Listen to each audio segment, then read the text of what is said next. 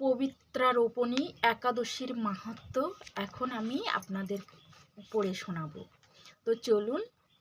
একদিন মহারাজ যুধিষ্ঠির ভগবান শ্রীকৃষ্ণকে জিজ্ঞাসা করলেন, হে প্রভু, শ্রাবণ মাসের শুক্লাপক্ষের একাদশীর নাম কি, তা কৃপা করে আমাকে বলুন।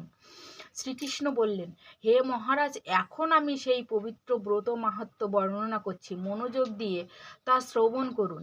যা শোনা মাত্রই বাজপেয় যজ্ঞের ফল লাভ হয়। প্রাচীনকালে দাপর যুগের শুরুতে মহিজিৎ নামে এক বিখ্যাত রাজা ছিলেন। তিনি মাহিষ্মতি নগরে রাজত্ব করতেন, কিন্তু দুঃখের বিষয় এই যে তার মনে বিন্দুমাত্র সুখ শান্তি ছিল না, কেননা তিনি ছিলেন অপুত্রক। পুত্রহীনের ইহলোক পরলোক কোথাও সুখ হয় না। এই রূপ চিন্তা করতে করতে বহুদিন কেটে গেল, কিন্তু তবুও পুত্রমুখ দর্শনে রাজা বঞ্চিতই রইলেন। নিজেকে অত্যন্ত দুর্ভাগা মনে করে রাজা চিন্তাগ্রস্ত হলেন। প্রজাদের সামনে গিয়ে বলতে লাগলেন, হে প্রজাবৃন্দ, তোমরা শোনো, আমি এই জন্মে তো কোনো পাপ কাজ করিনি, অন্যায়ভাবে আমার রাজকোষ বৃদ্ধি করিনি, ব্রাহ্মণ বা দেবতাদের সম্পদ কখনো গ্রহণ করিনি। উপরন্তু প্রজাদেরকে পুত্রের মতো পালন করেছি, ধর্ম অনুযায়ী পৃথিবী শাসন করেছি, দুষ্টদের যথানুরূপ দণ্ড দিয়েছি, সজ্জন ব্যক্তিদের যথাযোগ্য সম্মান করতেও কখনো অবহেলা করিনি। তাই হে ব্রাহ্মণগণ, এই প্রকার ধর্মপদ অবলম্বন করা সত্ত্বেও কেন আমার পুত্র লাভ হলো না, তা আপনারা কৃপা করে অনুসন্ধান করুন। রাজার এই প্রকার কাতরোক্তি শ্রবণে ব্যথিত রাজভক্ত পুরোহিত ব্রাহ্মণগণ রাজার মঙ্গলের জন্য গভীর জঙ্গলে ত্রিকালজ্ঞ মুনি ঋষির কাছে যেতে মন স্থির করলেন। বনের মধ্যে ঋষিদের আশ্রম সকল দেখতে দেখতে এক মুনির সন্ধান পেলেন।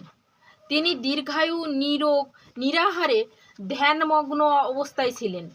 সর্বশাস্ত্র বিশারদ, ধর্মাত্মজ্ঞানী ও ত্রিকালজ্ঞ সেই মহামুনি লোমশ নামে পরিচিত। ব্রহ্মার এক কল্প অতিবাহিত হলে মুনিবরের গায়ের একটি লোম পরিত্যক্ত হতো। এই কারণে এই মহামুনির নাম লোমশ। তাকে দেখে সকলেই ধন্য হলেন। তারা পরস্পর বলতে লাগলেন যে, আমাদের বহু জন্মের সৌভাগ্যের ফল আজ আমরা এই মুনিবরের সাক্ষাৎ লাভ করলাম। তারপর ঋষিবর তাদের সম্বোধন করে বললেন, কি কারণে আপনারা এখানে এসেছেন এবং কেনই বা আমার এত প্রশংসা করছেন, তাই স্পষ্ট করে আমাকে বলুন। আপনাদের যাতে মঙ্গল হয়, আমি নিশ্চয়ই তাই চেষ্টা করব। ব্রাহ্মণেরা বললেন, হে ঋষিবর, আমরা যে উদ্দেশ্যে এখানে এসেছি আপনি তা কৃপা করে শুনুন। এই পৃথিবীতে আপনার মতো শ্রেষ্ঠ ব্যক্তি আর কোথাও নেই। মহিজিৎ নামে এক রাজা নিঃসন্তান হওয়ায় অতি দুঃখে দিন যাপন করছে। আমরা তার প্রজা। তিনি আমাদেরকে পুত্রের মতো পালন করেন, কিন্তু তিনি পুত্রহীন বলে আমরাও সবাই মর্মাহত। তার দুঃখ দূর করতে আমরা এই বনে প্রবেশ করেছি।